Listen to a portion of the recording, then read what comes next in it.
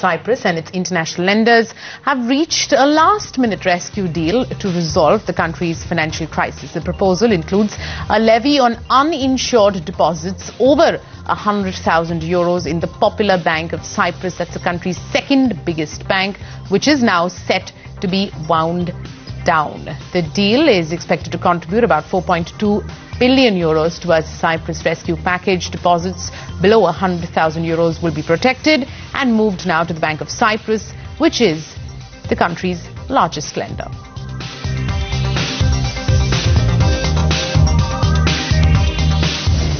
It's not that we won a battle, but we really have avoided a disastrous exit from the Eurozone. It has been agreed by all Euro partners in liaison with the three institutions and with the Cyprus authorities is the best that could be obtained in order to reach a solution that is solid, that is sustainable, that limits the treatment of the problem to those two banks. Last night we agreed on a €10 billion package worth 55% of the GDP of Cyprus. And we need to look at how we can mobilize all the means at our disposal. That is why I have decided to set up a task force for Cyprus to provide technical assistance to the Cypriot authorities. Authorities will also take decisive action to safeguard the stability of the financial sector, including bank resolution and deep restructuring measures concerning the two largest banks. A levy on deposits across the whole banking sector can and will therefore be avoided.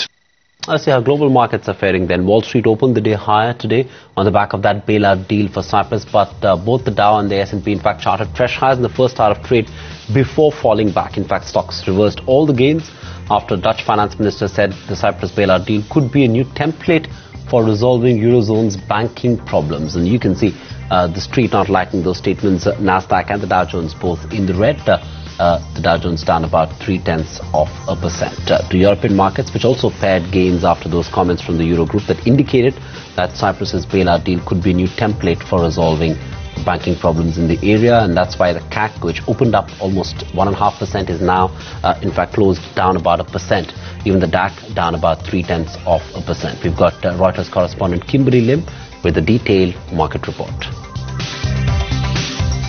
European shares lost some of their shine later in the session. The FTSE First 300 slipping down to around 0.6%. Now, investors lost some of their enthusiasm over Cyprus's bailout deal as they weighed up the broader implications for both the island itself and broader European bloc. The Stock 600 Eurozone banking index, which saw a healthy bounce back earlier, retreated into the red.